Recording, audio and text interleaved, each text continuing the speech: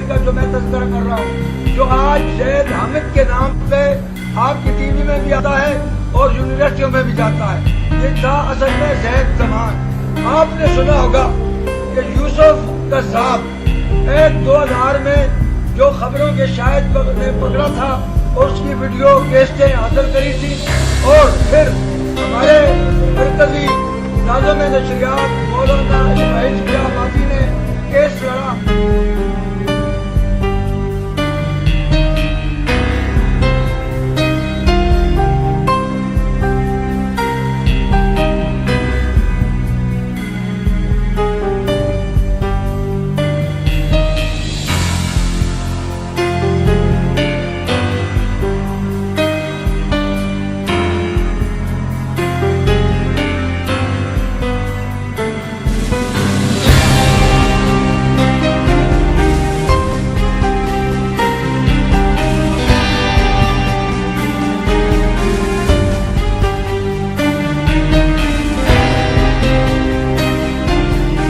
Third rate اخباری reporter of a blackmailer newspaper, جس کو دین کا اتنا بھی علم نہیں ہے کہ خلافت اور نبوت ہوتی کیا ہے، اور وہ خلافت کو نبوت بنا دیتا ہے۔ That's why I said بچوں کی دیر وہ شریعت کو ان کی گردنیں اتار دیتے ہیں، but there is no شریعت کو۔ That's why we are silent because we have no way to go for justice۔ پڑھو بیٹا۔ یوسف نے دوران گفتگو کہا کہ مجھے اللہ تعالیٰ کی طرف سے خلافت عظمیٰ عطا ہوئی ہے۔ میں نے جب ملزم یوسف سے پوچھا کہ اس نے دعوی نبوت کیا ہے تو ملزم نے جواب دیا نہیں، یہ خلافت عظمیٰ کا دعویٰ ہے۔ میں خلافت عظمیٰ اور دعوی نبوت کے درمیان فرق کی تفصیلات سے آگاہ نہیں ہوں۔ ملزم یوسف نے میرے سامنے دعوی نبوت نہیں کیا۔ ملزم یوسف نے میرے سامنے دعوی نبوت نہیں کیا۔ ملزم نے خلافت عظمیٰ کی جو وضاحت میرے سامنے کی وہ میں نے خبریں اخبار میں شائع کر دی۔ یہ سچ ہے کہ میں یوسف کے نام کے ساتھ کذاب لکھتا ہوں۔ کذاب اسے کہا جاتا ہے جو جھوٹ بولتا ہوں۔ یوسف سے 1 گھنٹے کی ملاقات کے دوران مجھے علم ہوا کہ وہ جھوٹ بولتا ہے، لہٰذا میں نے یوسف کذاب لکھنا شروع کیا۔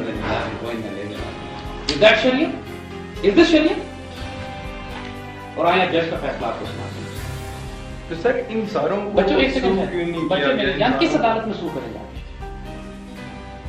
جو شخص خود بیان دے رہا ہے کہ اس کی وجہ کیا ہے اس کے کذاب لکھنے کی۔ اب جج کیا فیصلہ، اب جج کا فیصلہ پڑھ لیں، جج کا فیصلہ پڑھ لیں۔ پہلے اس سے پہلے یوسف نے 3 صفحے کا سٹیٹمنٹ دیا اپنا، جس میں اس نے پورا اپنا عقیدہ واضح کیا، کہا کہ میں صرف حضور کا ادنا غلام ہوں، مسلمان ہوں، اور میرا ایمان اور میرا عقیدہ شیخ عبد القادر جیلانی کا، حضرت داتا گنج بخش چرمو الدین چشتی کا، غزالی اجمیری کا میرا عقیدہ ہے۔ میں اس صوفی مسلک سے تعلق رکھتا ہوں اور یہ میرا سلسلہ ہے، اور عشق رسول اور ادب رسول کے حوالے سے ایک بیوٹیفل خطبہ دیکھے گئے، بلکہ I will read it out to you. I'm not defending Yusuf. I'm not his follower. I'm not his bloody follower. What I'm saying is a man was wrongly convicted. A man was wrongly accused. اگر سڑک پہ چلنے والا کوئی بھی شخص wrongly accused ہوتا ہے، آپ میں سے کسی کو کوئی جھوٹا الزام لگا دے تو میری کیا responsibility as a Muslim to support him؟ ختم ہو گیا، چیپٹر کلوز، پیریڈ۔ اور اتنا بڑا ظلم کسی شخص کو جب ہو رہا ہو، کسی کو دماغ کسی کا خراب نہیں ہے کہ میں مرزا غلام احمد قادیان کو ڈیفینڈ کرنا چاہوں گا، یا ختم نبوت کے خلاف جو شخص بات کرے گا گستاخ رسولوں کو میں اس کو ڈیفینڈ کروں گا۔ لیکن یہاں پر ظلم ہو رہا تھا خود توہین رسالت کے نام پر، اور میں ہوں نہ اگر کسی کو گالی دینی ہے، کسی کو پکڑنا ہے تو مولانا ستار خان نیازی کو پکڑنے جائے۔ اتنے بڑے اسکالر نے کیوں ڈیفینڈ کیا؟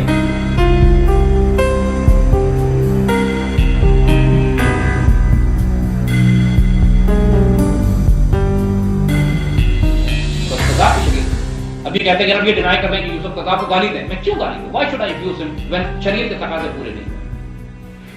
شریعت کے تقاضے پورے کریں۔ اگر وہ واقعی گناہگار ثابت ہوتا ہے تو I will be the first person to accuse him، curse him، جس طرح ہم شیطان کو لعنت بھیجتے ہیں، اعوذ باللہ من الشیطان الرجیم۔ And we still say everybody, anybody who claims to be a prophet after Sayyidina Muhammad Rasulullah sallallahu alaihi wasallam is a liar, is murtad, is wajib al-qatl۔ Mirza Ghulam Ahmad Qadiani ہو یا کوئی اور نبی اس کے بعد آیا، that is done, decided، اس میں کوئی argument ہی نہیں۔ مگر اگر شرعی تقاضے پورے کیے بغیر صرف ایک اخباری رپورٹر کے کذاب لکھنے سے میں کسی کو کذاب نہیں کہوں گا۔ This is haram. You can't do this. This is against Sharia. Let a board of scholars decide whether the man committed blasphemy or not. But the man is dead now because they got him killed in jail.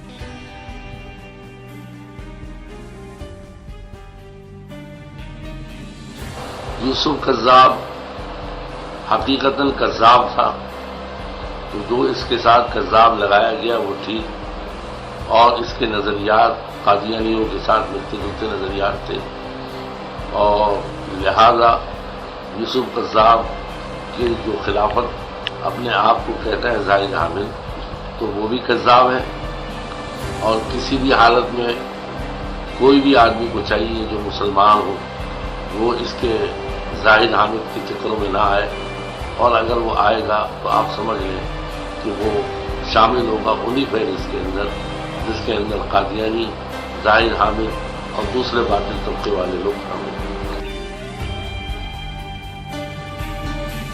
ہمارا 73 کا آئین تو کہتا ہے کہ اقلیتیں جو ہیں ان کو اپنا مذہب بھی پریچ کرنے کی اجازت ہے، تو کیا پھر جماعت احمدیہ کو بھی اپنا مذہب پریچ کرنے کی اجازت ہونی چاہیے؟ بالکل ہونی چاہیے، میری نظر میں ہونی چاہیے، ہر کسی کو ہونی چاہیے، That's a very bold statement. ہر کسی کو ہونی چاہیے۔ میں تو اب آپ فاشزم کا الزام مجھ پہ نہیں لگے گا تو کسی اور پہ لگے گا کیا؟ تو یہ اچھا پھر ایسے نہیں کہہ رہا، میں ایسے نہیں کہہ رہا،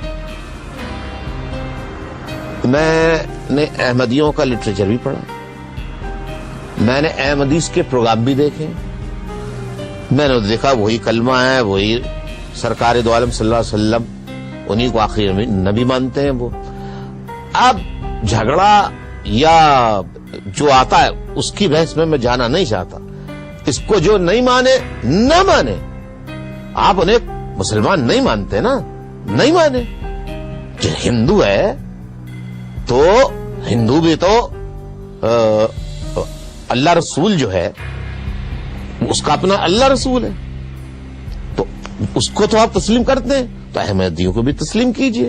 پرابلم ایک اور ہے، پرابلم یہ ہے کہ قائد اعظم کا پاکستان ہائی جیک بھی پاکستان کے سب سے پہلے ڈیموکریٹ کی حکومت میں ہوا۔ کیا بھٹو صاحب نے جمعے کی چھٹی نہیں دی؟ کیا شراب پہ ممانعت نہیں کی؟ کیا انہوں نے باقی چیزیں وہی نہیں کی جو تمام ڈیمانڈز تھی ان کی، جو آج تک کوئی اسلامی جماعت نہیں کر سکی؟ وہ ساری کی ساری ڈیمانڈ جو ہے وہ تو انہوں نے ایک سیکولر آدمی سے پوری کروائی۔ آپ بے فکر رہیے مبشر بھائی، وہ دن آئے گا انشاءاللہ ایم کیو ایم کی حکومت قائم ہوگی۔ ایک میری آرزو ہے، وہ میں حکومت سے فرمائش کروں گا جو اس وقت وزیر اعظم صدر ہوں گے، ایک کمپاؤنڈ دے دو مجھے میرے رہنے کے لیے، ایک کمپاؤنڈ دے دو بڑا سا مجھے میرے رہنے کے لیے، نہیں میرے خاندان والوں کے لیے نہیں، جہاں میں ایک مسجد بناؤں گا، ایک مندر بناؤں گا، ایک کلیسا بناؤں گا، چرچ بناؤں گا، ایک سکھوں کا گردوارہ بناؤں گا، اور احمدیوں کی مسجد بھی بناؤں گا، سارے مذاہب کو بناؤں گا، اور اس کمپاؤنڈ میں سب جائیں اپنے اپنے وقت سب عبادت کریں، religious fraternity. Should religion be a part of governance? نہ، یعنی مذہب اور حکومت الگ الگ ہونی چاہیے؟ بالکل، کیونکہ مذہب کو جب بھی شعلائیں گے آپ کبھی کسی نقطے پہ نہیں پہنچ سکتے۔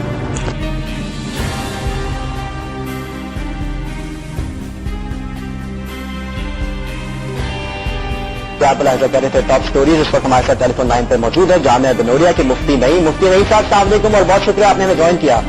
جی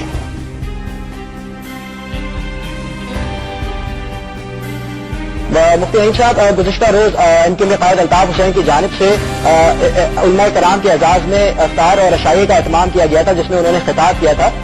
اس خطاب کو کچھ علماء کرام کی جانب سے شدید تنقید کا نشانہ بنایا جا رہا ہے، آپ اس بارے میں آپ کا کیا موقف ہے؟ بسم اللہ الرحمن الرحیم۔